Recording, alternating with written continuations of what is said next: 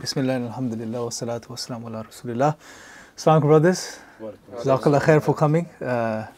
Bit of an early start, mashallah, but we'll get through this, inshallah. So, I was speaking to Tariq earlier. He mentioned that you guys haven't done dawah training yet with hijab, right? Hijab, I spoke to him last week or a few weeks ago, and he wanted you guys to do some practical street dawah stuff as well, inshallah. So, who's up for doing that, inshallah? Yeah. I know it'll be challenging for some because you haven't done it, but it'll be a good experience, inshallah. Okay, perfect.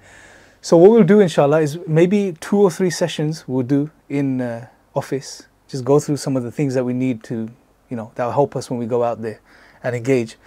And then we'll go out. We'll do Speaker's Corner maybe once, because that's not really like street dawah. That's more of a specific type of dawah, if you like, right? And it has a certain context, and you have to know certain things, certain rules for that type of engagement as well. So we'll discuss that too. But for this, the main sessions will sort of cover sort of general dawah, when you're speaking to people, how to give them dawah, how to tell them about Allah, the Prophet, ﷺ, the Quran, etc., revelation, proofs for these things, etc., inshallah. You may have covered some of these things with hijab already. So if you have, let me know. But it'll be a good sort of revision, I guess, anyway, inshallah. We're going to make it interactive. So I'm going to be asking you guys loads of questions. And yeah, we'll go from there, inshallah. If you have any questions, just ask as we go along as well, inshallah. So the very first thing, when it comes to any dawah activity or being involved in the dawah, is to understand its magnitude, right? Because it seems exciting, yeah, it seems fun. We look at, who's your guys' favorite dawah influencer, if you like, or du'at? Imran Hussein. Jazakallah khair, bro. You said it a bit early, but it's fine. Anyone else? Who said Ahmadidat? You're an old soul, mashallah, man. He was brilliant. I remember when I got involved in dawah, he was one of the main people. I would just watch his videos like non-stop, hours and end, man. SubhanAllah, mashallah. May Allah, forgive him and increase him and give him the highest levels of Jannah. He was a brilliant da'i. Anyone else? Sheikh Uthman he's one of the most prominent figures of the past 5 or 6 years. Yeah. So mashallah. No one said hijab yet. That's a given. Jake Frankatella. Who's that? Muslim physician. Oh yeah, my brother Jake, yeah, mashallah, he's phenomenal. Yeah. Daniel, yeah. Yeah, loads of good brothers in the dawah, mashallah, right? Now when you look at these guys and you want to get involved in the dawah, it can be very exciting, right? You think, this is, I've found something to do with my life now. I want to do this, I want to engage in this work, I want to follow in the footsteps of the prophets, and it gives your life this type of meaning, this spark, because everything else, sorry guys, let me put this on flight mode. Sorry, Carlos. Yeah, so when you look at these guys, we get excited, as we did as well when we first got involved in the dawah. And we think it's going to be amazing, it's going to be exciting. But the reality is, it's not all like that. Yeah, when you get involved in the dawah, you realize, one, it's a huge responsibility. Yeah? Trying to do what the prophets did, to whatever extent, small extent that you want to do it, it's no joke, right? And it's not always fun. And it's not always going to go your way, right? I'll give you an example. When I first started in the dawah, I'm talking about 11 years ago plus, I went to West Ealing Mosque. There used to be a dawah team there. And I'd memorized all the arguments and everything, and I was like, yeah, I'm ready, I'm going to go out, speak to people, they're going to take shahada, etc. It's going to be amazing. The first day I went out, I got rejected maybe like 12 times. And back then, people would literally pick up the literature, scrunch it up, throw it at you, swear at you, stuff like this. It doesn't happen now, mashallah, but back then it was like that. And I was like, yeah, I'm giving these arguments, but these guys they're just laughing at you, they're just looking up and down at you, thinking, what the hell, where did he come from? Just mocking you, basically.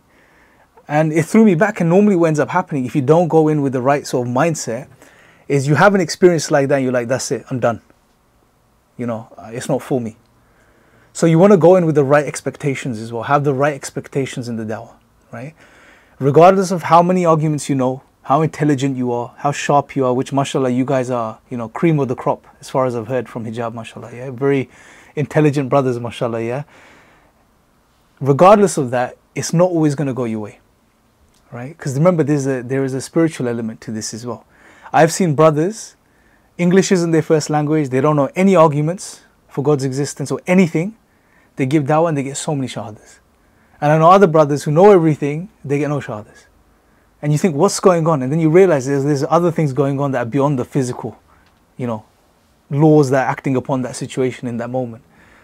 So keep that in mind. It's not always going to go your way. It's going to be rough sometimes. Also, you have to remember, well, I'll ask you guys, who is our number one enemy? Shaitan, right? Now, if you think about it, Shaitan, who is he going to come after? Would he rather come after an individual Muslim, if he had the choice, or would he come after someone that's involved in the dawah? If he had to pick, not that he has a shortage of minions, but if he had to pick, who would be number one priority? Who would be dawah guy? Yeah. Because they're in charge of, they have a lot of influence. Okay, they have influence. What other reasons you guys think? Why would he come after someone that's involved in the dawah? To stop the spread of Islam. Yeah. Because that's his fundamental objective, to turn people away from Allah. What else? Misguide. Yeah, he wants to misguide you. But why specifically target someone in the dawah? I feel like someone who's deemed as knowledgeable in the scene, when he starts doubting something, it might spread to other dawah people, and then as a result it can have a snowball effect and cause more damage than an individual Muslim. Yeah, so it's quite a calculated way of thinking about it, yeah? You get this person, and through him you could damage so many more people. Yeah. What, any other reasons? How I see it is, if you corrupt a da'i, then in the eyes of the layman or the general population, it's like disproving Islam, because this person's evil or corrupted. Yeah, and he was so knowledgeable and he knows so much about his religion, yet he's turning away stuff like this. Yeah, yeah. And also for the simple reason that, like you said, in the same vein, remember, Shaitan's job till the Day of Judgment is, he has made this oath to himself that he wants to misguide people away from the straight path.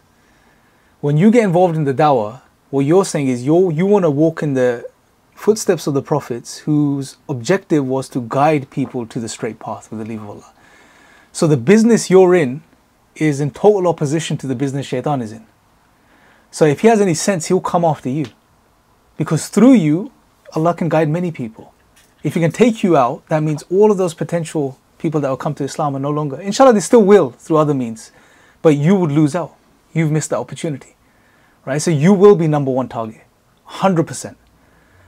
Now, this leads us to the next point, is where do you think he will try to get you? How would he, say you want to get involved in the dawah, how do you think he'll get you in the dawah? Ego. Ego. Yeah, you're getting shahadas. Let's think about the ego. Yeah, what is the ego? How would you guys define an ego? Ego is an illusion in the mindset that. So ego is an illusion in the mindset that tells you that you're something that you're not. That's what ego is. So your ego tells you something you're not. Mm-hmm. Okay. But what else can we say about the ego? What is this ego? And what does it desire? It is your raw self, unfiltered self. You can say that, yeah? It's your self, yeah? Yeah, what else can you say? It's the I, this I you refer to, is what the ego can be, is a part of that, right? What else can we say about the ego? What is it like? Praise. Praise, yeah? Recognition. What else? Pride. Pride, yeah? Anything else? Needs to be stroked. Needs to be stroked, yeah. Absolutely. And and this generally happens, from my experience, to people that are not actually what they think they are. Like, ego is only fed with praise when you're not praiseworthy. So praiseworthy and praise, they're like two different things. Very deep. Do you see what I'm saying? Very deep. Because when you know you're praiseworthy, you don't really need to be praised. People die for someone else, and they never see the praise, yet they still die for them because they know that's a praiseworthy act to do. That's why when I said ego is an illusion, that's kind of... And such a person isn't doing it for themselves in that case. It's for a higher objective. Yes. Yeah. Now, if you look at, let's come to 2024, right? The past, you can say 15 years, there's been this trajectory in the Dawah, right? And the stuff we're talking about, inshallah, is going to help you guys so you don't fall into the same traps that many of us have fallen into in the past, right? About 10, 15 years ago, there wasn't much social media stuff, right? Especially the Dawah wasn't online. There was no, social media Dawah, YouTube, Dawah, that on YouTube, stuff like this. Today, pretty much, most people in the Dawah are online. And you can argue that in some ways it's a necessity because that's the battlefield, right? And no doubt you can make a strong argument for that, right? And I would agree that that's where most of the battle is taking place. It's an intellectual battle that's taking place on a global scale through the advent of the internet and so on and so forth. So we must use social media. But with that, it puts us in the firing line from what we've discussed in regards to the ego. Praise, the ego being stroked, liking people, looking up to you, complimenting you, saying good things about you. And this is the stuff that we want to avoid because that's where shaitan is going to target you. Naturally, it makes sense, right? And on top of that, we don't want to get into a lengthy discussion about algorithms, but we know the algorithms of these platforms are designed in a very specific way, right? It will reward you for putting out certain types of content, right? And it will tempt you, it'll lure you in, it'll give you the bait, right? And then you'll see, I'm not saying most people do this, but I've seen brothers that have experienced this themselves. They've been doing videos and content and it's not getting many views. And it's not about the views anyway, by the way, right? We know this. It shouldn't be about the views. As long as you do what's right, and we'll discuss this. But they put out content, it's getting a little views, and then they suddenly hit the jackpot, as you'd say, right? They'd put out a video and it gets thousands and thousands of views. And they sit down and scratch their head. They're like, what happened there? All these videos have like 500, 600, 1,000 views, and this one's got like 50K, 60K. Now that is going to influence the way you potentially behave. Oh, I need to make more of this type of content, right? And then you do that, you do the experiment, and it works, and you get more views, and you get more subscribers. And very soon, it's no longer about what you can provide the Dawah, what the Dawah needs. It's more about how you can carry on getting these views. And then shaitan comes in with another curveball and he makes you justify that by telling you, it's fine to get views. It's okay to get views. Because the bigger my platform gets, then I can talk to more people. And then so it's okay right now for me to do this. And it's a very slippery slope. It's very dangerous, right? And you can easily lose yourself in this. And many people have. So you need to be conscious of these things, right? The Dawah today in the 21st century, in the 2024, it puts you in the firing line. You're really in a scary place, right? You need to be very, very careful navigating this space, right? So when you get involved in Dawah, I'm sure many of you, inshallah, want to do loads of amazing things in the Dawah, right? You maybe have projects, you maybe have skills, you maybe have certain knowledge that you're good at, that you can share with people. And most of you, most likely, if you carry on in the Dawah, will go online at some point, right? So you have to be aware of this. How are you going to manage yourself in this situation, right? You have to ask yourself this question. Now, that sort of leads us to the other important thing. In Islam, what are actions judged by? What is the most important thing? Intentions. Yeah. Right? So when we talk about intentions and we talk about the Dawah, why should we give Dawah? Fundamentally, let's go back to the bare basics. Why give Dawah? Yeah, spread the message of Islam. For who? For Allah. For Allah. It's about Allah. It's not rocket science. It's about Allah. It's doing it for the sake of Allah. Seeking Allah's pleasure, seeking Allah's reward. Fundamentally, it's as simple as that. Right? It's simple, but it's not easy. Right? Talking about the ego and stuff, it all comes into play. That's why we need to give dawah. It's for the sake of Allah. So sincerity, because we always hear about sincerity, be sincere, brother, have sincerity. What is it? Let's really practically break down. What does it mean? What do you guys think? What does sincerity mean? We've already said it, but let's really, in lay terms, just really put it out so we understand it. I'd say it's to truly do something because you think that's what's most beloved to Allah subhanahu wa ta'ala. Okay, so doing something which you believe is beloved to Allah subhanahu wa ta'ala. Yes, yeah. Doing things with the correct intention. Okay, so what do we mean by correct intention? Is for the sake of Allah. Okay, what do we mean by for the sake of Allah?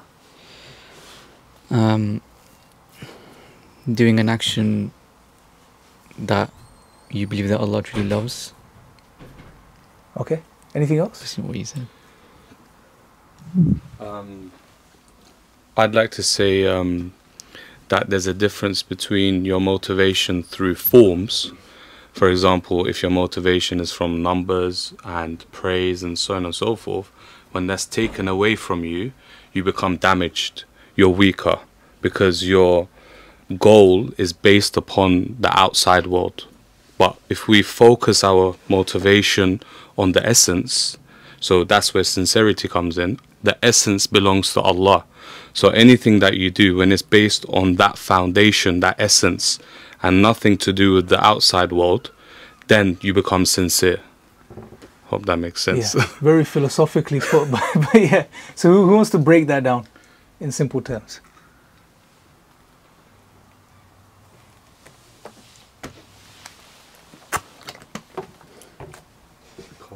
What's the question again? Sincere. What do we mean by sincerity to Allah? Like you want to do dawah, you want to do it with sincerity. Hating what he hates, loving what he loves. Yeah. And your actions based on that principle. So sticking to what Allah has told us is good. Yeah. And doing what's good. And the dawah, Allah encourages us throughout the Quran to engage in the dawah, to call people to His way, to share the message. So therefore we want to do it. But when you want to do this action now, we're saying you want to do it sincerely for Allah. What do we mean there specifically at that point? Your will aligns with the will of Allah. Yeah. Is that what maybe we can say? Yeah. So you want to do it in the way that Allah intends for you to do it, as He's outlined for us, right? As He's given us examples of many prophets and how they gave dawah, etc. And there's room to be creative in there as well, no doubt, right?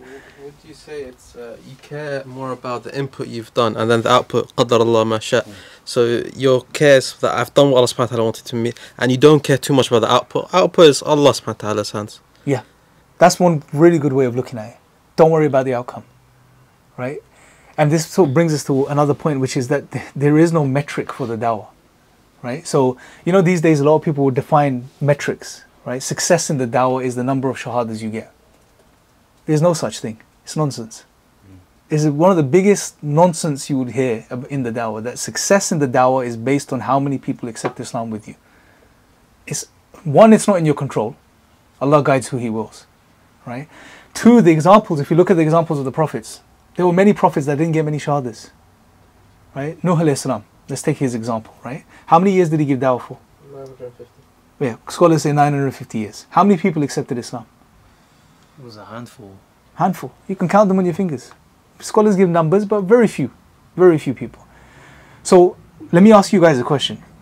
Considering Nuh alayhi salam gave dawah for 950 years, considering the fact that he gave dawah as Allah outlines in the Quran in every way possible, publicly, privately, at night, by day, every way he could, and considering the fact that he had very few people that followed him, was he successful in his mission? I'd say yes, because he's part of the top 5 prophets. So here is the 950 years is the input. The output you can say was the handful, but what makes him outstanding is the input that he put in. 100%. Absolutely. So what that shows is he was absolutely successful in his mission, which was to call people to Islam, the way that was revealed at the time. But his success was not contingent upon how many people accepted. Right? So this is a key principle. Right? Success in the dawah is not defined by how many people accept Islam with you. So then again the question arises, well, what is success in the dawah? How do we define success in the dawah? I think Allah judges us based on what we're capable of doing. Yeah.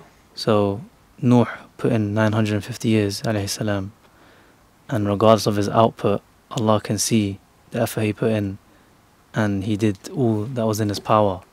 Yeah. So it depends how you put success. How does Allah define success? He gives us the example in the case of Nuh alayhi salam. Let's stick with Nuh alayhi salam. We know, if we study his life and his dawah, we would know what the success is. I'd say the success is that he was patient and he stuck to Allah subhanahu wa ta'ala as stated, and he gave the da'wah and he spread the Islam. Was it successful or not? He was successful for himself, but you can say the output wasn't. But that's not what's important. So success, go on. Can I say something that I read from the Quran maybe?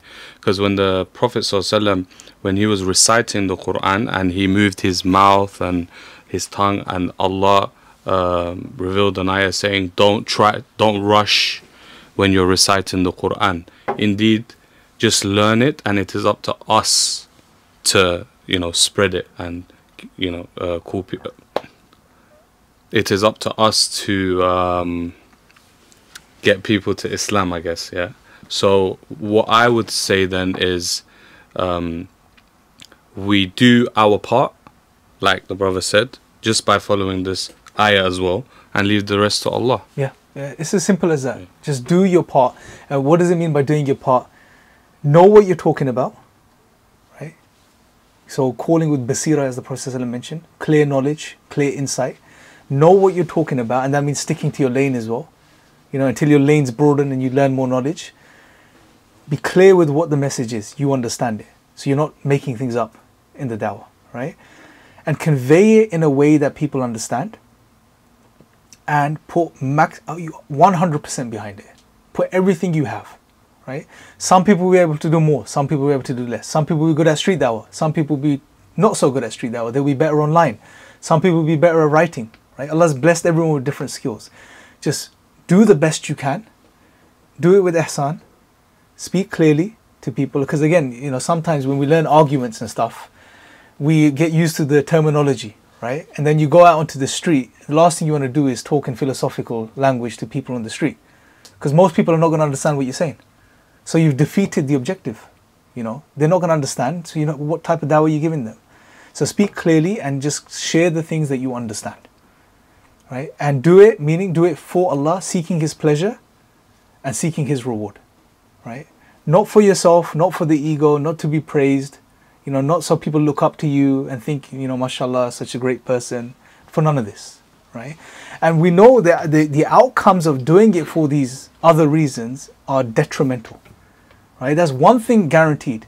That if you get involved in the dawah and you give dawah for the wrong reasons, and only you, it's between you and Allah, no one can look into your heart. But if you're doing it for the wrong reasons, you are in trouble. You are in big trouble. Without using any words, but you are going to be in deep, deep stuff, right? You're going to be in big trouble. I've seen it through experience. I've experienced it myself over the years. And, the Prophet ﷺ gave us an example. There's a narration by the Prophet ﷺ where he mentions the first 3 people to enter into hellfire. Does anyone remember that narration? The Riyah. It's about the hadith on Riyah. Yeah. So, well, who were the 3 that entered the hellfire first? First one, wasn't it? Someone that gave charity. And the second one, person that memorized the Quran. And third one, the shaheed. Yeah, so the first one mentioned the shaheed, the one that taught knowledge, and the one that was rich and gave charity. Right? SubhanAllah. Now it's interesting that Allah doesn't mention someone that gave dawah. Right? But I think it's included within these categories. Right? Probably more than one of these categories. Because learning knowledge, and struggling in the path of Allah, this is a part of the dawah, right? Even spending your wealth in the dawah is a part of dawah as well, right? So it's even more scary if you think about it, because all 3 categories in some respect come into this narration itself. Now Allah mentions that these people, and remember the fire of hell is started with these people, right? Not that they go into it once it's blazing. The fire of hell starts with these people. They're the first fuel for the fire. The one who was shaheed, right, who fought in the path of Allah and died. And Allah reminds him, right, look at the favors I did for you, and he acknowledges them. What did you do as gratitude? He said, I struggled in your path until I died. And Allah subhanahu wa ta'ala says he lied. Allah says he lied. Because, and then Allah exposes him. He lied because he wanted people to praise him. Same case with the person of knowledge. He taught, and he says, I taught for your sake. No, you lied. You did it, so people will say, what a learned man, what a learned person. Third person, same thing. He spent wealth in the path of Allah. I spent it for you, Allah, in every way you said. No, you lied. He did it because he wanted people to mention how great and charitable he was. And in each case, although there's 3 different categories, Allah mentions each one of them is dragged on their face into the hellfire. Right? The self, the ego, dragged through whatever it is into the hellfire. So it's no light matter, brothers, honestly. You know, and I'm not trying to demotivate you or dissuade you from getting involved in the dawah, but it's important to stay on top of this stuff. Because trust me, it's very easy to lose yourself and then to justify to yourself that you're not losing yourself and you're fine. And you're in this loop and you can lose yourself completely in this. And you won't even know what you're doing anymore. How do we fight our intentions? So that's the next thing we're going to get to. Yeah, so let's practically now look at how do we try our best. Remember, ikhlas is one of those things that the scholars have extensively written upon, and they've mentioned it's one of the most difficult things to... You can't ever say, okay, 100% I've got sincerity today. You can never say that. Because as soon as you say that, you know you haven't got it. Yeah. However, there are some things you can do to safeguard yourself, right? So what do you think those things are? So imagine you guys now is, 2 years down the line, or maybe a year down the line, all of you have your dawah projects, you're going to do something in the dawah, whether it's street dawah, start a new team, I don't know, start a new organization, whatever it is. You have lofty aspirations, inshallah, in the dawah. Try the best you can to make it as secrecy as possible, where maybe your name is not out there, maybe you're just not known as much, so you can't be praised. So that's one possibility for some forms of dawah. You can do that, yeah, no doubt. So for example, if you're writing a book, for example, you can use a pen name or use someone else's name, right? But in most cases, the dawah is public facing. Even if you're speaking to one person on the street and you never go online, it's still a public facing act, right? So therefore, the challenge is increased now, because the dawah is always public. You're conveying the message to someone or a group of people. What do you do in that scenario? I think do more privately than you do publicly. Yeah, so as a general rule, that's good. Some of the scholars mentioned don't consider any of your, public dawah actions as reward worthy. Just make sure you do as many private deeds to make up, basically. But let's look at it on a really macro level and break it down. What could you do before your dawah, during your dawah, and after your dawah to safeguard yourself? I think holding yourself to account regularly. Like Umar ibn Khattab said, hold yourself to account before you're held to account. So, for example, at the end of every da'wah day, you're going out, do a review of yourself, what you achieved, how you felt, and try to check yourself, basically. And remind yourself why you're doing it. Yeah, very good points, bro. Jazakallah khair. You can maybe increase ibadat, private ibadat, because it will help ward away the shaitan, and because then your good deeds are the private ones. So you can, like you said, the public ones maybe don't even count them.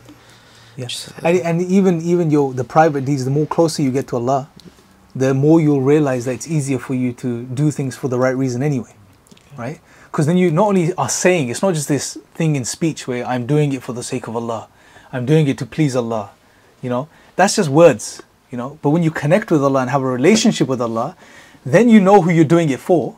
It's easier for you to do it as well in some cases. Or in most cases, it'll be much easier for you to be sincere, inshallah. Because you know who your creator is, you know the one you connect with, and the one you speak to, and the one that helps you and takes care of you and provides for you.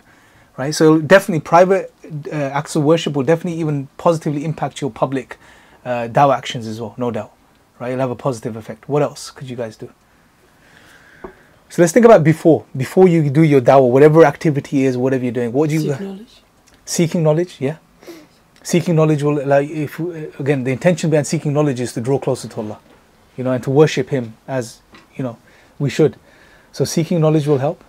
I guess looking at what the Prophet ﷺ, how he did that da'wah, and try to emulate that, see what he did and try to so reminding yourself of how the Prophets gave da'wah, the Prophet ﷺ gave da'wah, and then to try to stay within those bounds. Yeah.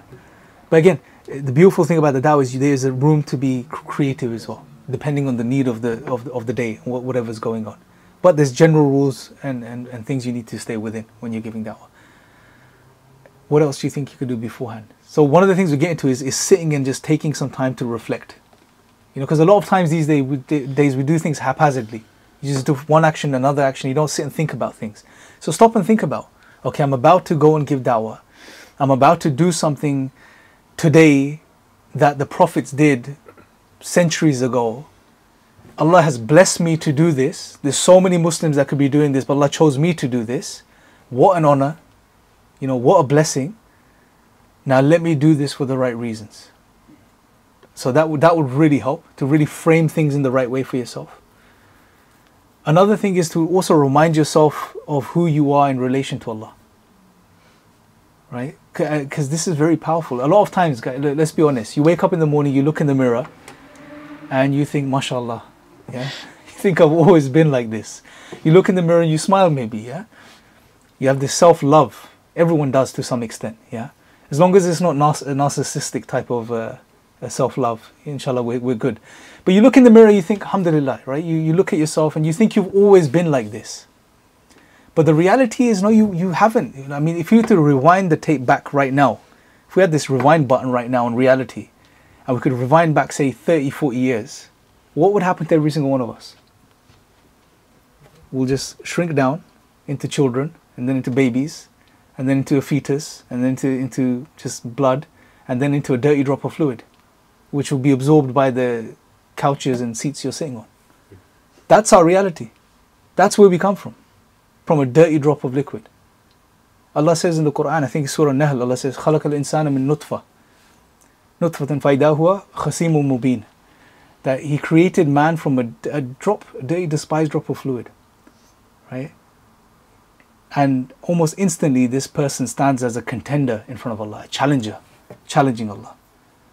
So reflecting upon such ayat will humble you as well. That look at where I come from, a dirty drop of fluid. And where are you going? Where are we all going in the next several years? Jannah.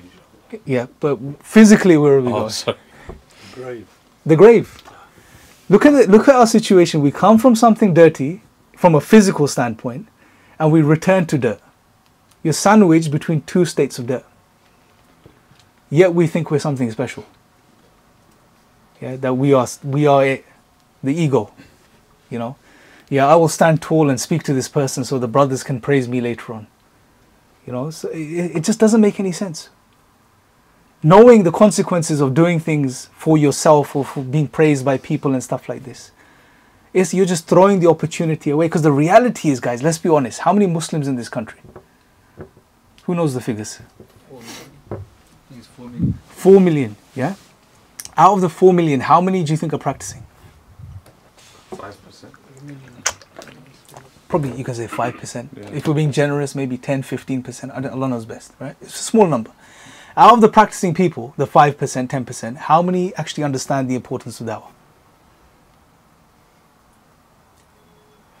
Cannot count.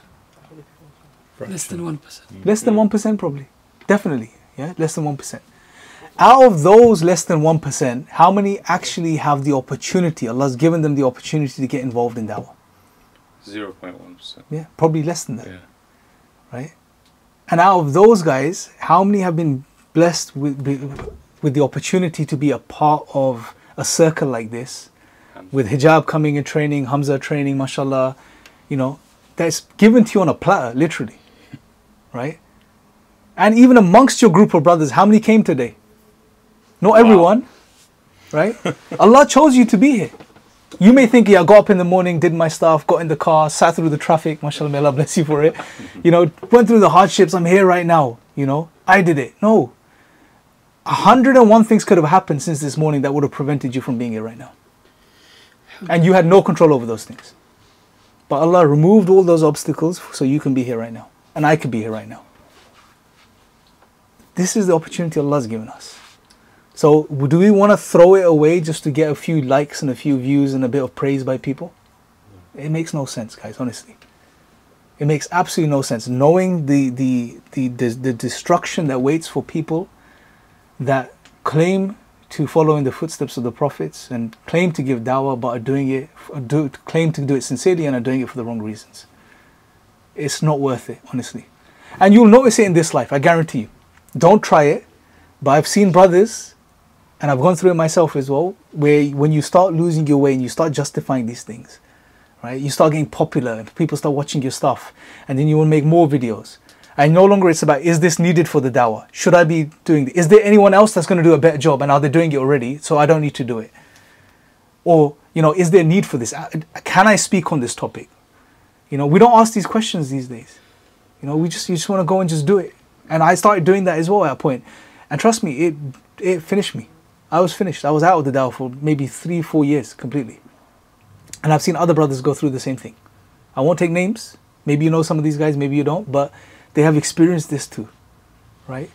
So you don't want to fall into, and trust me, it will mess you up. Yeah, you don't want to experience that in this life either. Because shaitan's there as well. He's, you know, he will, like we said, he will continuously try to take you off the straight path and delude you from this perspective. Yes, bro. And it's crazy where you'll benefit so many people but yourself. Yeah, you'll be a hollow shell, literally, empty, completely empty.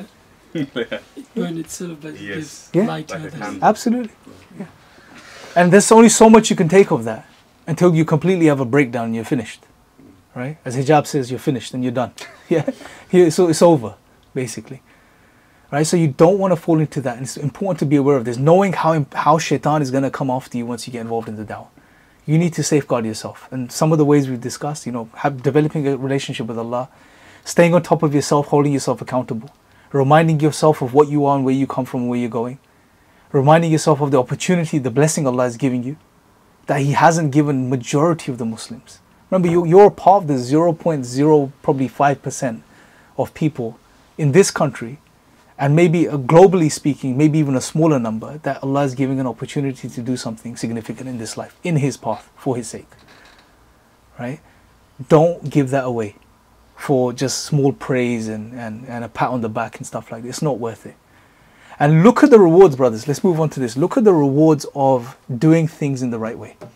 Now, obviously, sincerity, before we move there, sincerity, obviously, we can't 100% be sure, but if you do these things and just make dua to Allah, that's another important thing. Ask Allah to make you sincere, because you don't have control over that. Just ask Allah to make you sincere.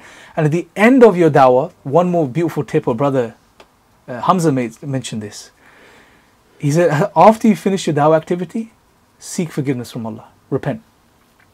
Because when you repent, Allah forgives you for your bad deeds and does what? Replaces them with good deeds. So just repent at the end of it. Safeguard yourself from this perspective, right? So inshallah, moving on now, let's look at some of the rewards of giving dawah. What do you guys think? Have you guys come across anything? What motivates you guys to be involved in dawah, or want to be involved in dawah? Sadaqah jariyah. The fact that you can get one person to come to Islam by the will of Allah, Yeah. and they practice salah, they teach other people, and your deeds compound infinitely, even when you pass away. That's a beautiful place to start. So it's continuous. You're business minded, I can see, mashallah. It makes sense what you're talking about the shares earlier and stuff, mashallah. Absolutely, but this is the only pyramid scheme that's going to work, literally, right? It's the only one that works.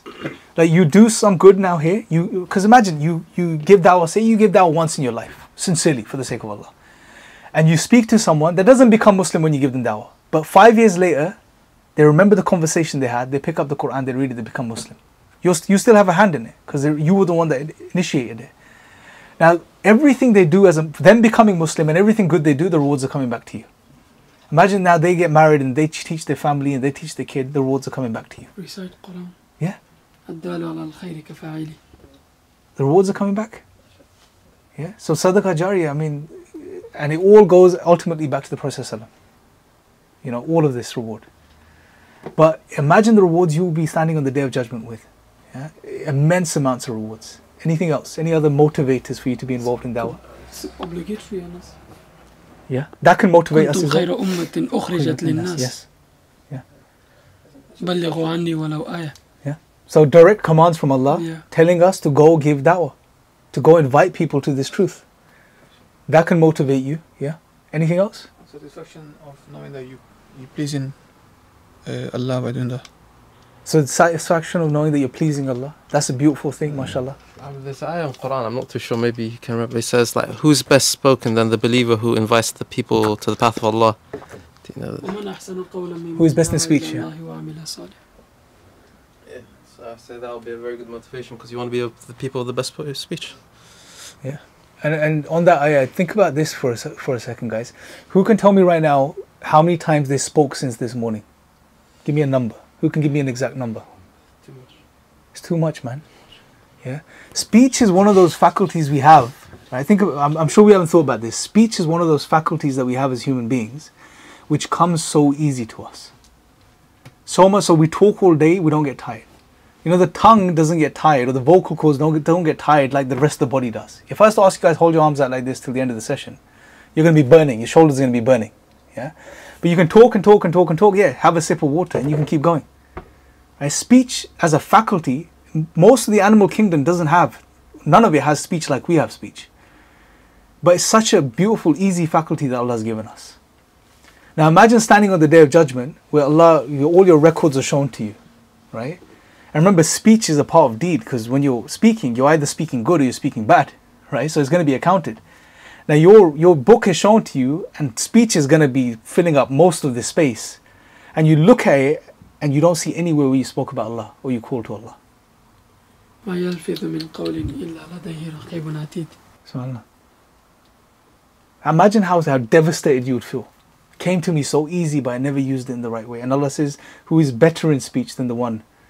In other words, because it's a rhetorical device. When Allah asks the question, it means it is the case. So Allah is telling us, there is no one better in speech than the one who calls to Allah. So the best use of speech is to call to Allah. So considering how easy this faculty comes to us, why not speak about Allah? Why not call people towards Allah? Right? That's a powerful motivator. Anything else? Purpose. It gives us a purpose. Only a philosopher would realize that. Yeah, go on. Imagine a life where you've been blessed with such a bounty and you don't share it with anyone. That could be your ultimate purpose, to share this beautiful religion and teachings and the values that it literally gives you, and share it with other people. Yeah, and purpose is a big thing. Everyone needs a purpose, man. You know how many people are looking for purpose in the world today? You know, the secular world, one of its biggest, its Achilles heels, if you like, is that as soon as people turn away from God, purpose is lost. Right? Ultimate purpose is gone. All you could do is make things up for yourself. Here we have Allah giving us an opportunity to give our lives a purpose, a significant purpose, a huge purpose. Right? One that can give us so much reward at the end of the day. Yes. And it comes in so many different forms.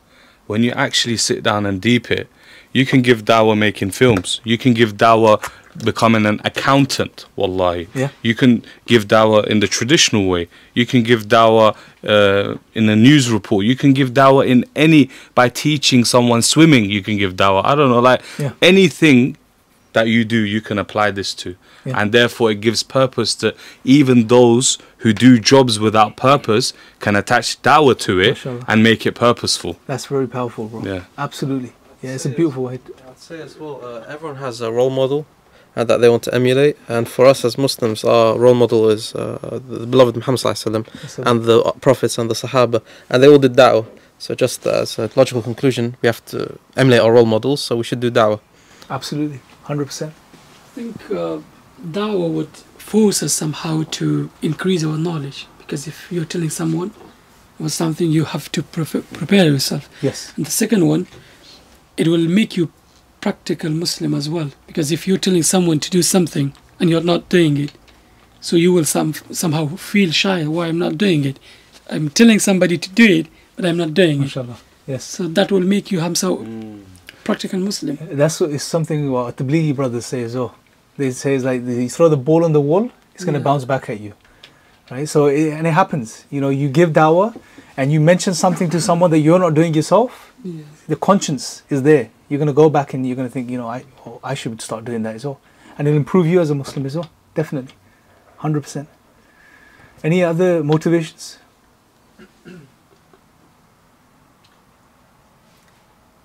You guys have something, I know. You need to say it. Somebody said we would like to make hujjah on these people that we... as a motivation? No. It means that we are making them aware. Yeah, so then they're accountable basically. Yeah, they're accountable. This is our job, because kuntum ummat khayr ukhrijat linnas. This is our job, to make them aware. They are accountable for their deeds then. Yeah. So you're doing your job, basically. Yeah, responsibility. Yeah. Any others? If you have it, share it. I'm sure it'll benefit these guys. At least they'll get a laugh out of it, inshallah. No, I think this could be a problem in the dawah, like fitna, with regards to women in the dawah, and if you're online, especially, you may get a lot of messages and stuff like that. So, in addition to ego and views, I think women can be also 100%, bro. Jazakallah for mentioning that, and that will happen. That happens to brothers. They'll get messages. That's why a lot of brothers in the dawah, what they've done as a safeguarding, best practice, if you like, is they've given access of their account to another brother that they trust. So they're not alone in their inbox. Yeah. So definitely, you two definitely do that. Yeah. Make sure you have that in place, inshallah. But yes, it happens. Yeah. So you can get caught up in stuff like that as well. So you have to be careful. Another very powerful. There's a very powerful. One of the things that really sort of strikes me each time I think about it is there's a story in Surah Yasin of a town where Allah sends two messengers to. Right? Have you guys read that story recently? It's such a unique story, guys, honestly. I mean, think about it. Normally, how many messengers does Allah send? One. Yeah. But in this case, two first come. And then Allah sends a third. So this is a ajib situation, yeah? Strange situation, yeah? Where is a place in the world, maybe thousands of years ago, where Allah doesn't send one messenger, He sends two messengers. Sometimes there's been cases where there's been two messengers present at the same time, but normally it's one. Because if he's supported by Allah, one is sufficient. But here there's two. Then Allah sends a third to support the two. Right? Where three messengers are there now. Now, from one perspective, if one was to argue there was a point in history where it's no obligation at all to give dawah, this was probably that time. There's three messengers here already. There's no need for the common person to give dawah now. Right? Not one, not two, three. But then we hear of a man. And I want you to note certain points of this story. Allah doesn't mention his name. Allah just says this man, this rajul, he just comes rushing in from another part of the city or outside of the town, right? What do you guys think he took? Did he take the train or the plane? Running. He walked it. Trick question, yeah. He came running. He was walking maybe on a camel or a donkey, we don't know. He wasn't on any fast transport. How many days did he travel for? Allah knows best. But it's yasa. Yeah. It means it's struggling to walk. Struggling. Yeah, to walk. So it was a struggle, right? How long did he travel for? Allah knows. Allah knows best, right? Maybe for a while, maybe a day, 2 days, 3 days, we don't know. But let's say it's this man. He comes rushing in, and when he comes to this place where there's three messengers present, what does he do? Ask people to follow the way of the Prophet. Yeah. So he asks people to follow these messengers that are here. Endorse. Yeah, endorses them. Okay, good. So let me ask you a more of a direct question. What category do you think he fits into? Was he giving A, direct dawah, or B, was he supporting the dawah? Supporting. He's supporting, right? Because what he says is what he's supporting. Follow these messengers, right? What do his people do to him? Killed. They kill him. But does Allah mention they kill him? No, He directly mentioned the Jannah. Yeah. His reward. This is a shaheed, isn't His it? reward, Yeah, but the thing is, there's an ellipsis here in language, it's called ellipsis, meaning there's a missing piece of information. So Allah's removed that information. That they killed him, how they killed him, how they tortured him. Allah's removed all of this. He's doing his job. Next thing ayah you read, he is on the other side. What does he say when he's on the other side? Only if my people know how Allah has how I was rewarded. They're rewarded and honored. So, yeah. And honored. Now think about this, guys. Yeah. So two pieces of information are missing: the guy's name and how they killed him. What we're told is what he did and his reward. So there's two things Allah wants us to focus on. Because whenever something's removed from the Quran, there's a reason behind it. Right? There's ellipses, there's a reason behind it. Allah's removed this information because Allah doesn't want us to focus. It's not important. Normally when we introduce someone, how do we do it? When you want to introduce a brother, what do you what's the first thing you say? Name. Yeah. This is brother so-and-so, this is Sheikh so-and-so. Job. Yeah. Job, yeah, those come after, but the name, this is Sheikh so-and-so, this is brother so-and-so. Name is very important. Introduction. Allah introduces a man and doesn't give us his name. It's almost as if Allah is telling us there's nothing in a name. Allah knows best. This is probably one of the wisdoms. Don't focus on the name. Allah doesn't tell us who he was, where he came from, what his background was. Allah doesn't tell us how long he had been practicing for. Maybe Allah knows best. Maybe he had just started practicing. Yeah. Again, Allah doesn't want us. It's not important. What's important is what he does. What he does is support the dawah. How they killed him, how they tortured him, Allah removes this information. Not important. Allah takes us directly to the reward, which is Jannah. So much so, look at the reward of this man. Allah captures his words in the final revelation that Allah gives humanity. So that every person throughout history till the day of judgment, when they read the Quran, they'll read his story and they'll read what this man said. Look at the honor Allah has given him. He's not a prophet. Allah captures this simple, normal man's words and records them in his final revelation, as part of revelation. Look at the honor of this man for simply supporting the messengers. Sincerely. That's the key. Sincerely. Now juxtapose that, compare that to our situation here today, brothers. Are you going to be supporting the dawah or giving direct dawah now? Both, but predominantly what we're doing. Giving direct dawah to people. How many messengers present today? 1, 2, 3? 0. So if a man who is supporting the dawah when there's 3 messengers present gets such a great reward, then what will be the reward of men who give dawah at a time when there's 0 messengers present and are giving direct dawah? Can you even begin to imagine your potential reward? Honestly, you can't. And the reach you have. Yeah. It's unlimited. The potential you have today, the facilities you have today, right? Luxuries. The guy had to travel across the town. Put a mic and you. Yeah, sit there, come in your pajamas or in pajamas, suit jacket on top, and just do a video. And many brothers have done that. I've seen it happen before. But look how easy Allah has made it in some ways. Some ways very challenging, because with the ease comes the challenges as well, right? But if you do it with sincerity, that key, that's the pivot. You do it with the right intention and sincerity, you cannot imagine the reward you will have with Allah. You honestly cannot imagine, brothers. Honestly. This is like a fast track ticket, if you like, to the highest levels of Jannah, inshallah. The only thing you have to stay on top of is your sincerity, fundamentally. And then with that pivot, everything else follows. What else does it mean? And we'll conclude on this last section now for today. If we're doing this solely for the sake of Allah, then no longer is it about winning the argument or the debate or making yourself look like you're victorious or making yourself feel good from that perspective. No, it's not about that. Your job is simply to deliver the message with clarity and sincerity. That's it. With knowledge, clarity and sincerity. Those 3 things. You do this, you'll be successful. Right?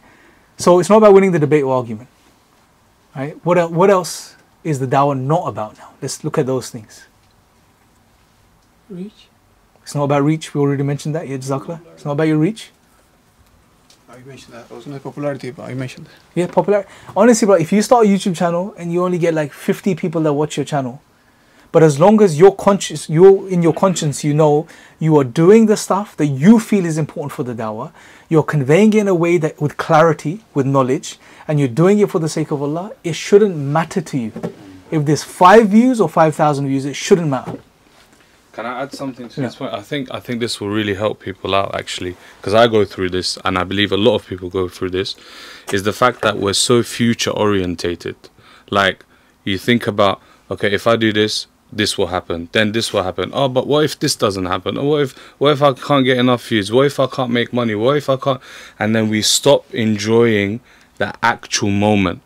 Like the best people in the world come next to you, and you're so focused on the future that you don't realize what's going on in front of you, the amount of things that you can learn, and then as a result benefit others. So 100%. What I would say is definitely focus on the now, forget about the rest.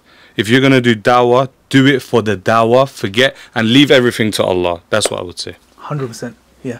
Because the most joyous moments I've had in the dawah were when I felt I was the most sincere. And that could just be standing at a street dawah table on a day it's raining and no one's coming to your table.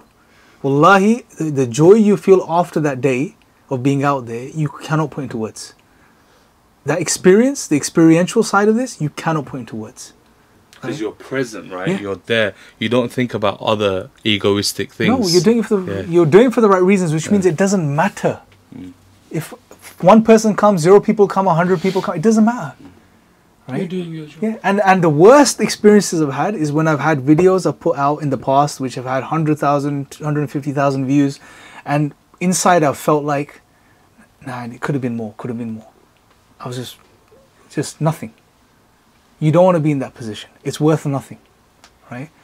And Allah will, trust me, when you do things sincerely in the dawah, Allah will give you, you will experience things and feel things you will not be able to put into words. And that will keep you connected to the dawah and keep you going as well. But you just have to stay on top of yourself, inshallah. Very important. If you want, we can just open it up to more of a Q&A type now on this, because it's a very important thing. Next session, what we'll do is we'll go into how to give dawah, some basics basically, that, or some key things you want to keep in mind when you're giving dawah, right? Which is God's existence, oneness, revelation, and prophethood. Those 4 key areas you want to be focusing on in your dawah, because it's very easy when you're in a discussion for, you know, they may ask you a question, you may have certain knowledge and you want to express that, and before you know it, an hour's gone by and you're discussing the fiqh of fasting, right? It's not gonna benefit them. If that man or woman gets hit by a bus on the way home, chance, you know, you haven't left them in any better position. They don't know who the creator is. They don't know what they're doing here. They don't know who their prophet is. They don't know what the final revelation is. You haven't given them dawah, right? So we're going to cover those 4 main areas and go into a bit of detail for each area, inshallah. And then after that, inshallah, you guys will be, and we'll do some initiation as well, because for many brothers, that's the most challenging bit. Especially, I'm an introvert as well. I find it the most difficult to start a discussion with people. Once I'm in a discussion, I'm fine.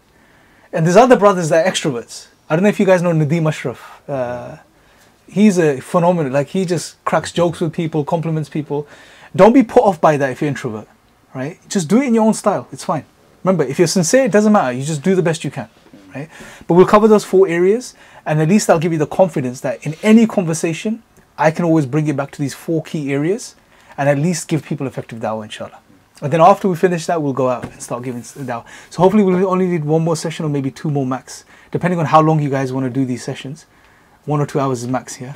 No, 2 more 2 sessions. Okay, yeah, so we'll take our time and slow it down basically, inshallah. Because I think I'm enjoying this now, guys. I think personally, I believe that if we make it more to prepare ourselves better, and then we go to the ground. Yeah, so we take our time with it, inshallah. Yeah. Okay. So we'll take as many as it takes. Yeah, we'll take as many as it takes, inshallah. 2, 3, 4, whatever it takes. We'll take our time with it, inshallah. Yes, ma'am. Question I have about what we're speaking about was speaking about intention and sincerity a lot. So, what do you do if you feel like you're not sincere or you're not feeling it? Do you suddenly stop the da'wah and then try and regain that? So it depends, bro. Like there may be times in your dawah career where you'll have to take a break. Right? I'm practically just speaking to you, right, from experience. I know the sort of model answer is you do the action anyway. And you should always aspire to do that anyway. Because remember, shaitan ultimately wants you to stop you from the action and the good deed, right? So you rather do it and make dua to Allah, Allah makes you sincere. And you just do the best you can. And if you feel it slipped throughout the action, then seek forgiveness after. Just do that. But sometimes you'll need to take a break from the dawah for yourself because you just feel burnt out, right? So it depends on the situation. If you feel fine, it's just that day or that situation where you feel like you just can't get your attention right and things are going through your mind, do the action anyway. Just make dua, and at the end of your action, just ask Allah to forgive you for your shortcomings. But if you feel like you've been in the dawah for a couple of years and now you're feeling a bit of a burnout and you feel like it's just getting too much and you need to take a bit of a break, then take a break, bro, right? There's no harm in taking a break, you know, because you need to put yourself first sometimes as well. Because if you're finished, if you're burnt out and you're broken down, you're not going to be able to help people, right? So if it helps you taking a month, a year out, working on yourself, gaining knowledge, developing a relationship with Allah, then do that. Never be afraid of doing that. And the number one fears are, oh my God, what's going to happen to my YouTube channel? What's going to happen to my subscriber base? Am I going to be relevant still in the next couple of... Who cares, right? It doesn't matter. Just take that break if you have to take the break. But intend on coming back with the right intention as soon as you can, because you know there's lots of reward in this, inshallah.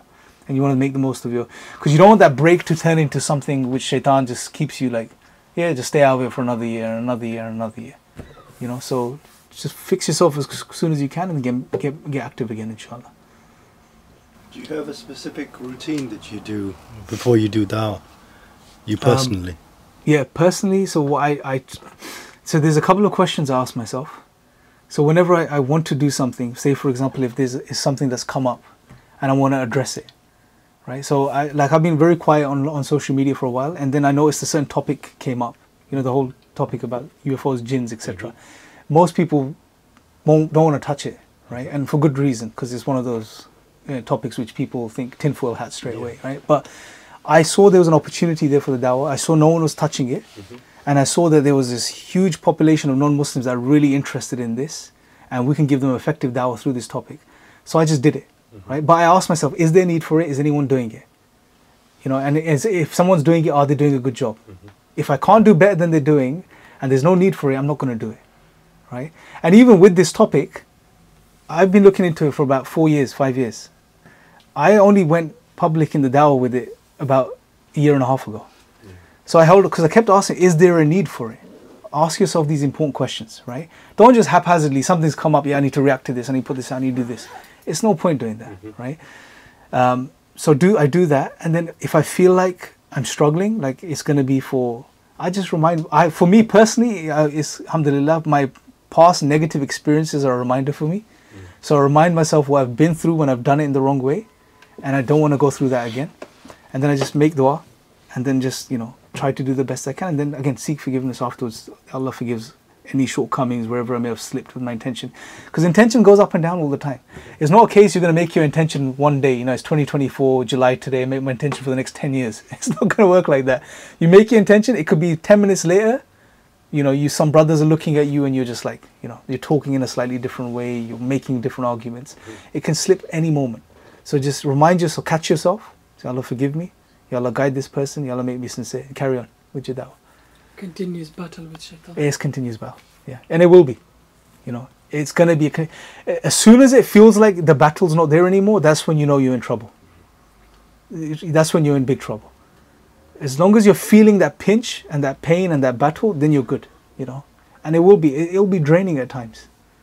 You know, there's a reason Allah chose specific people to do this job as messengers, as prophets.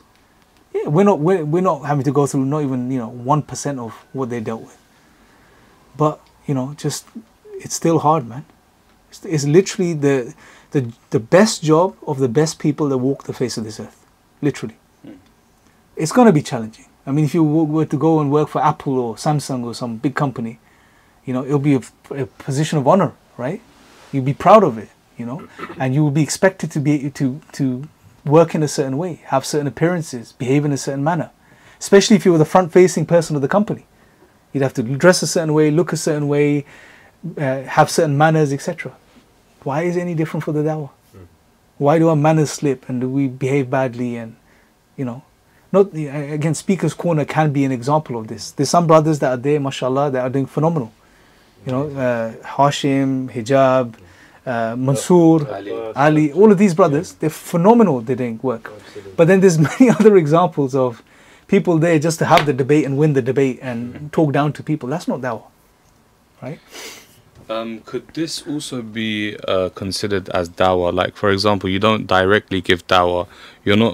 You may be supporting the dawah, but beside the point, you're basically just existing in that industry, so there's more Muslims in that industry, so that you can be a role model for other people that come into that industry, so they don't have to see kuffars as role models. They'll be rewarded because your intention's good, bro.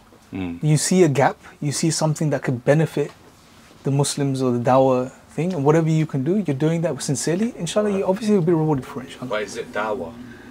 Technically, for example, like, let's say you're a big director of big movies, but not necessarily haram ones, let's just say good, and then there's other people that are non-Muslim who like your films, and then they see that you're a Muslim, and then now the what's that thing called?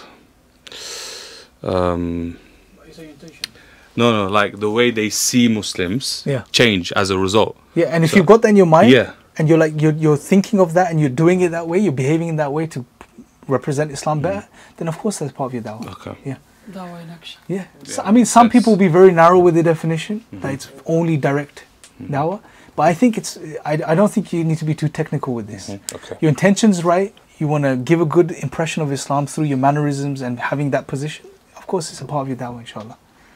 Yeah. To give an example makes sense. to what you said, you had the Liverpool player, Mohamed Salah. In Liverpool, they were very against Muslims. Yeah. But after they got the player, although he was not doing any da'wah, they liked Muslims a bit more, and Islam a bit more, although he didn't do anything directly. Yeah. That's dawah, right? You Yeah, of call course. that dawah. Yeah, I mean, if he's using the right intentions. yeah, inshallah, you know, at the end of the day, it's between him and Allah. And if he's sincere and he had that intention, he'll be rewarded for it. Right? And the only other thing, I think, bouncing off a question the other brother asked is, in the dawah, always, we talked about mannerisms, right? You have to have immaculate manners. You have to be gentle. You have to be kind. Right? Don't be aggressive. Don't speak down to people. Right? Even if you're in a debate, you can conduct yourself in a way where you're not being rude or patronizing. Right? You can be assertive without being patronizing. Right? There's a distinction. You can be assertive with your position, but you don't have to be derogatory or rude. Right?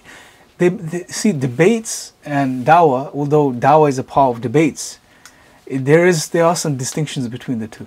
Because when you're in a debate, remember, you're representing the Muslim community, people are looking at you, Muslims with doubts may be looking, etc. So you want to be assertive, you want to make your point, you want to make sure you win the debate. But at the same time, it doesn't necessarily mean you have to be now derogatory or rude or come across in a way which doesn't uphold the Muslim character, basically, right?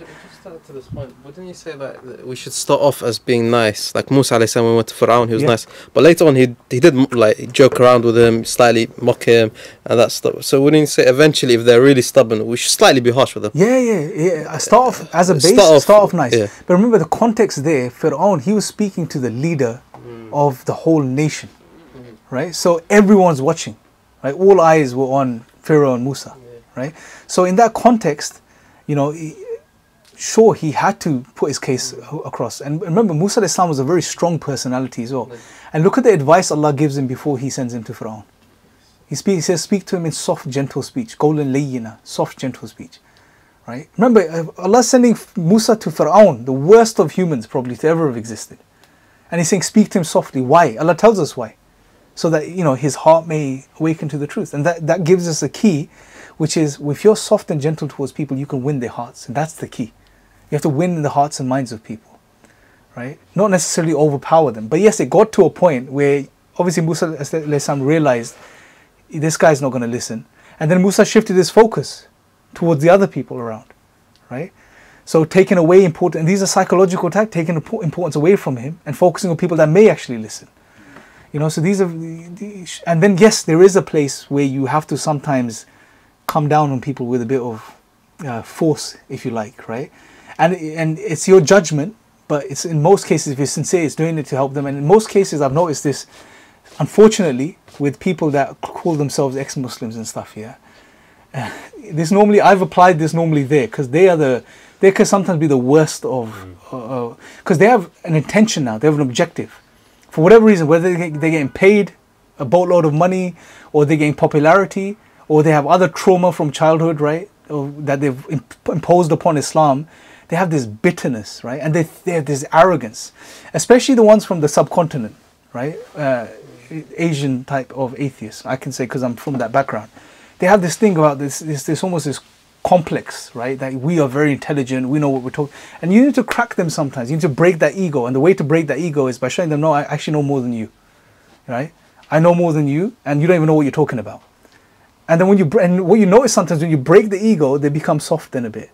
And then you can get through to them. When you notice that, change your tone, become soft with them. Because you don't want to break them down and keep being harsh with them, right? You want to subtle cues. Okay, he's a bit broken now. He's gone a bit mushy.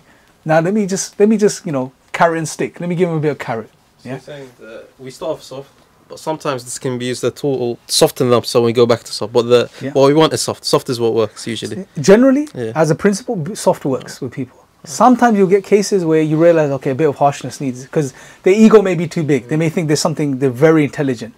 And then you have to just break them down a bit. That, look, you don't really know what you're talking about.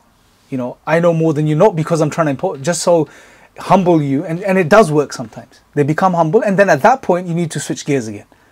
Yeah, okay, now let me treat them nicely. If they're talking on a level, let me meet them on that level. Let me not just keep battering them and breaking them. But generally, that's like 99% of the cases, you just speak nicely to people. One example I was thinking of was the South Africa case where they were debating. They start off very nicely. On the other side, they come up with some weird arguments that are very rude. So then you saw there was a change with Muhammad Hijab, that he became harsh because of their harshness. So it's that Hijab does that very well. Yeah, very well. He could be so nice, and then when he wants to crack, he can crack as well. But you need to know when to switch gears. It's not just a case you go into one gear and that's it, right? And you want to do it with the intent of benefiting them.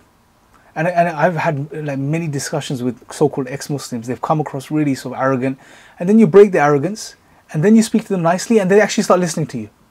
You know, and then some of them even come back to Islam, inshallah.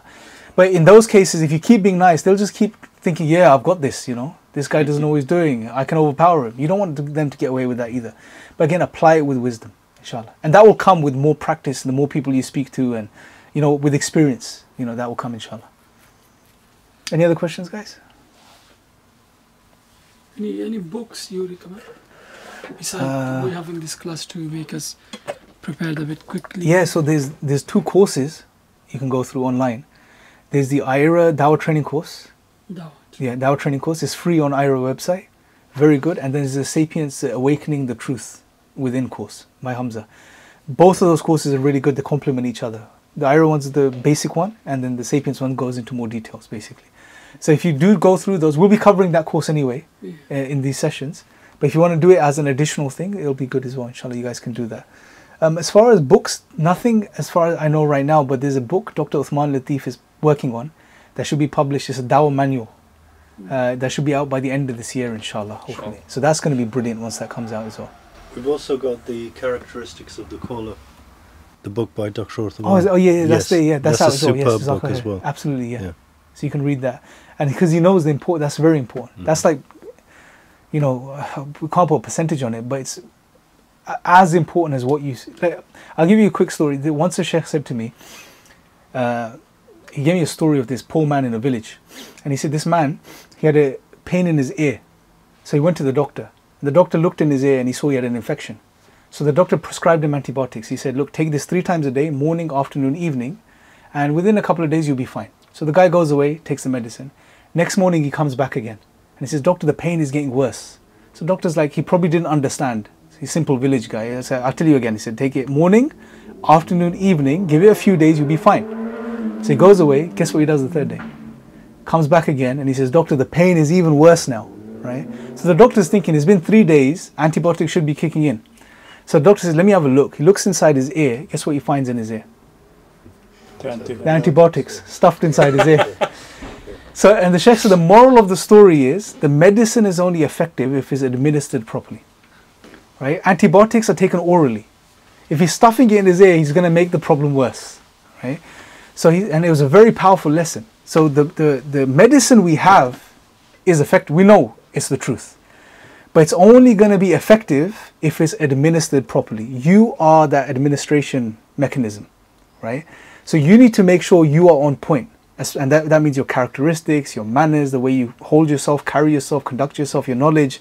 You have to be on point. If you're on point, inshallah, the medicine will get through. And the prophets were the best of examples. They were the best of people with the best of manners. Right? Why? There's a wisdom behind this. They were the best suited to deliver the message to the people. Right? So we need to try and work on ourselves, you know, as far as our characteristics and mannerisms, the way we conduct ourselves. It's as important, if not more important. Because if you are rude to people, you can be talking the truth, they'll go over their head. Because when you offend someone and you upset someone, that's it. Their heart's closed, they're not going to listen to you. But if you can open their heart and win their heart and speak to them on a level, they will listen to you. And then the truth will go through. It will make sense to them. Right? A lot of times we lose people because of our harshness and we don't realize it. Or the way it's the uncle complex, isn't it? In the masjids, when you see new Muslims go to mosques and then they never want to go to mosque again. And in most cases you ask them why, it's the uncle. The dreaded uncle that they come across in the wudu area, you know, who was with his beady eyes looking down at the new Muslim doing wudu and, you know, was correcting him and telling him off. You know, so we don't want to, and it applies to new Muslims too, is our treatment of new Muslims. But it's, remember, and it's true, people don't remember much of what you say to them, but they remember how you made them feel. Right? So, and it applies to the dawah as well. You have to make people feel. The Prophet ﷺ, you know, everyone felt they were the most important person to him. Why? Because he made people feel that way. He would sit with them. He wouldn't sit on a throne, he would sit with them, you know, in their gatherings. You know, upon an occasion where some of these visitors came in to see, and they couldn't find the Prophet ﷺ because he was amongst his companions sitting with them. Right? So there's lessons. Again, studying the life of the Prophet ﷺ, studying the Quran is going to help us develop this character, which is going to then directly impact our dawah. Like I said in the beginning, that story of the brother who can't even speak English properly, gets so many shahadas. Maybe Allah knows best. Maybe Allah blesses him with so many shahadas because his manners are immaculate. Absolutely immaculate. You know, have you guys heard the story that Hamza normally shares about the brother on a dawah table and the woman that spat on him? Yeah. A beautiful, a true story, this one, yeah? There's in Westfield, not in Westfields, in, where's that place, that Olympic Stadium? Stratford, yeah. There was a dawah table there as a brother, new brother at the dawah table, didn't have much knowledge, didn't know many arguments, probably didn't even speak English properly. He was just standing at the table and smiling, right? This woman came up to him, she looked at him, took the material, scrunched it up, threw it at him, spat on him, said, you blah blah, swore at him, spat on his face, the spit lands on his face. Guess what this brother does? What would you do in that situation? Let me ask you guys first. Actually, I don't want to know. It's on camera. You lose it, yeah? At least you'll say, what in the world are you doing? Yeah? But guess what the brother does? He goes into his pocket. He's still smiling. He takes out a tissue. Right? He wipes his face. He takes out another tissue and he gives it to her because she still has spit on her face from spitting at him. Right? She storms off, runs away, goes away after this. She comes back a few weeks later to the table, takes shahada, and they get married as well. Huh? Yeah, they got married. True story. True story. Yeah, the ending I didn't want to tell you. You obviously like the ending a lot. Yes, but it's amazing what his character did and the way he behaved. She went away. Because remember, when someone treats you in a very bad way, psychologically they're expecting a reaction out of you. Right? If he had sworn back and thrown something out or did whatever, case, you know, it's equal. It's done. She would have gone away and thought, yeah, I did the right thing, spitting at this evil Muslim. Yeah. But his reaction threw her off. She couldn't sleep. She kept thinking about what made him react in this way. And she came back. That's why she came back and she took shahada. SubhanAllah, amazing. And this is what just your character alone can do. How you behave towards people. You know, so I know these things are very basic, what we've spoken about today, but they are the most fundamental things for the dawah. If we can get this right, most of your battles done, inshallah. So we can, if you guys have no other questions, we can wrap up for today, inshallah. Yeah. May Allah bless you guys, inshallah. Next session we'll go into the go-rap and the arguments and how to sort of talk about those things, inshallah, as well. May Allah bless you guys, man. Done? Yeah, inshallah. May Allah bless you, man. Jazakallah khair for coming. That was very, very, very enlightening.